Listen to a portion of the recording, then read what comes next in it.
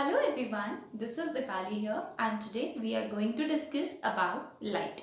So before discussing the light chapter, we have to know that what is light? Light होती क्या है। आज सबको पता है जैसे कि हमारे पास different different forms of energy होती है, वैसे ही लाइट भी क्या है, लाइट एक फॉर्म ऑफ एनर्जी है। लाइट एक ऐसी फॉर्म ऑफ एनर्जी है जिसकी वजह से हम किसी भी ऑब्जेक्ट को या किसी भी चीज को देख पाते हैं। फॉर एग्जाम्पल, अगर लाइट नहीं होगी तो हर जगह पर क्या हो जाएगा, अंधेरा हो जाएगा। सो ऐसे कौन से ऑब्जेक्ट्स रहेंगे जो लाइट देते हैं। सो फर्स्ट ऑफ ऑल जो सोर्सेज रहेंगे वो ल्यूमिनस भी हो सकते हैं और नॉन ल्यूमिनस भी हो सकते हैं, but non luminous object source of light नहीं हो सकते हैं। कैसे? अगर हम ल्यूमिनस की बात कर रहे हैं तो ल्यूमिनस ऑब्जेक्ट्स वो ऑब्जेक्ट्स होते हैं जो कि लाइट प्रोड्यूस करते हैं या जो लाइट जिसमें से लाइट निकलती है। जैसे कि अगर हम ल्यूमिनस की बात करें तो इसमें हमारे पास नेचुरल रिसोर्सेज भी हो जाएंगे और नेचुरल सोर्सेज भी हो जाएंगे और हमारे पास क्या हो सकते हैं, आर्टिफिशियल रिसोर्सेज भी हो सकते हैं। अब आर्टिफिशियल में तो हमारे पास टॉर्च हो गया, बल्ब हो गया, CFL हो गई, बट नेचुरल में क्या होगी, जिनके पास खुद की लाइट होती है जैसे सन, राइट, जैसे स्टार्स, इनके पास क्या है, इनके पास खुद की लाइट है। तो ऐसे ऑब्जेक्ट्स जिनके पास खुद की लाइट्स नहीं होती है, ठीक है, they are called non luminous objects, और जिनके पास खुद की लाइट होती है they are called luminous objects, right. तो ल्यूमिनस वो होंगे जो लाइट प्रोड्यूस करेंगे और नॉन ल्यूमिनस वो होंगे जो लाइट प्रोड्यूस नहीं करेंगे। ल्यूमिनस के अंदर हमारे पास एग्जाम्पल आ सकते हैं सन के, स्टार के, और बहुत सारे एग्जाम्पल हैं जो कि नेचुरल है। और अगर हम ल्यूमिनस के अंदर टॉर्च, CFL, इन सबको भी ऐड ऑन कर सकते हैं। ये हमारा डिस्कस हो गया सोर्सेस में luminous and non luminous. Non luminous के अंदर जो नहीं लाइट प्रोड्यूस करते हैं, जैसे कि चेयर, टेबल, ये सारे लाइट प्रोड्यूस नहीं करते हैं, सो हम इसे नॉन ल्यूमिनस कैटेगरी में रखेंगे। अब जो मेजर चीज है वो ये है कि जो लाइट है ना, वो कुछ फिनोमिना शो करती है। ऐसे कौन से फिनोमिना है जो लाइट शो करती है? That is reflection and refraction.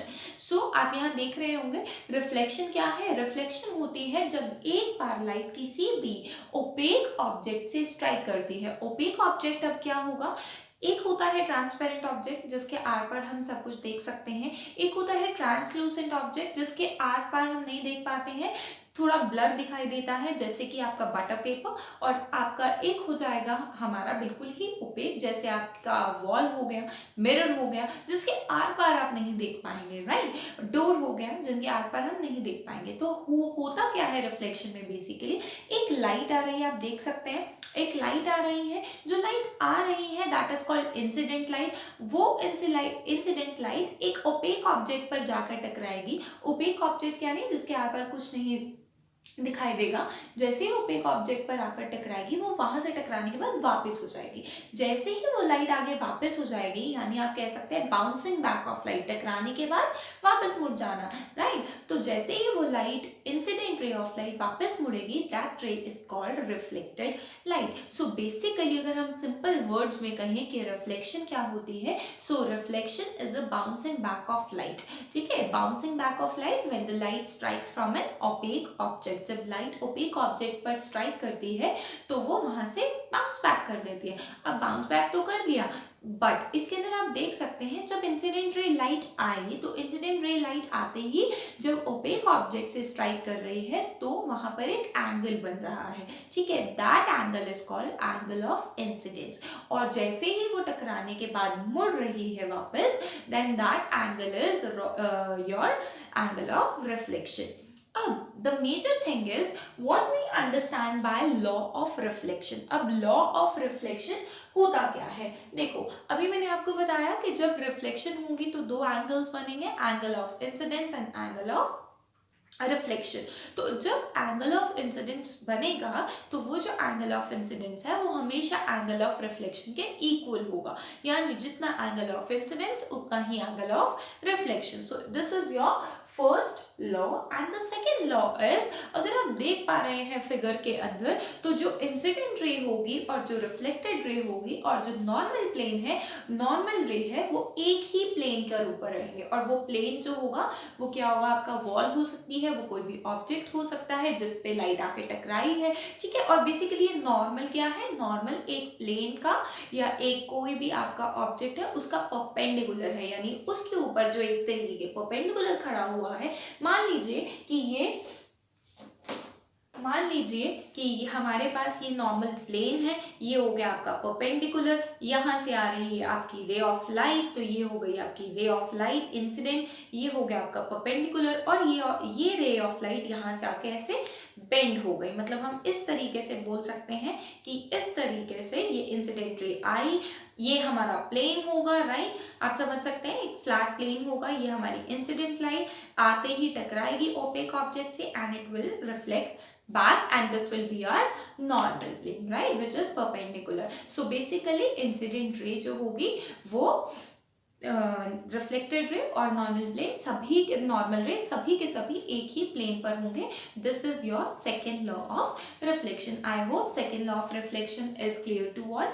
Next phenomena which light show is your refraction. अब इसमें क्या डिफरेंस है, आप इस फिगर को देख सकते हैं। इस फिगर के अंदर बेसिकली क्या हो रहा है कि जो ग्लास है उसके अंदर आपने एक स्ट्रॉ रखा हुआ है, वो स्ट्रॉ आपको थोड़ा सा बेंड दिखाई दे रहा है, बट एक्चुअली में तो स्ट्रॉ बेंड नहीं है, बट ऐसा हुआ कि यहाँ जो हमें ये जो स्ट्रॉ है वो थोड़ा सा बेंड दिखाई दे रहा है। अब बेसिकली होता क्या है रिफ्रैक्शन में, अगर हम सिंपल वर्ड्स में कहें तो जब लाइट एक मीडियम से दूसरे मीडियम पर ट्रैवल करती है, मीडियम यानी एयर से water, water to air, vacuum to air, आप ये भी बोल सकते हो, ठीक है। यानी एक मीडियम आपका दूसरा होगा, एक मीडियम आपका दूसरा होगा। तो जब लाइट एक मीडियम से दूसरे मीडियम पे ट्रैवल करती है तो लाइट जो होती है वो बेंड हो जाती है अवे द नॉर्मल। यानी नॉर्मल जो हम परपेंडिकुलर प्लेन, आप यहाँ देख सकते हैं, नॉर्मल जो परपेंडिकुलर प्लेन है उससे थोड़ा सा क्या हो जाएगी, अवे आपको दिखाई देगी। इसी की वजह से हमें जितनी भी ऑब्जेक्ट्स होते हैं वो थोड़े टेढ़े दिखाई देते हैं। वैसे ही अगर आप एक सिक्का या एक कॉइन पानी के अंदर डालेंगे तो आपको वो कॉइन जो होगा वो थोड़ा सा दूर नजर आएगा अपनी actual position. So this is because of refraction. So basically refraction अगर हम बात करें तो हम ये बोल सकते हैं when a light travel from one medium to another medium it shifts away the normal, right.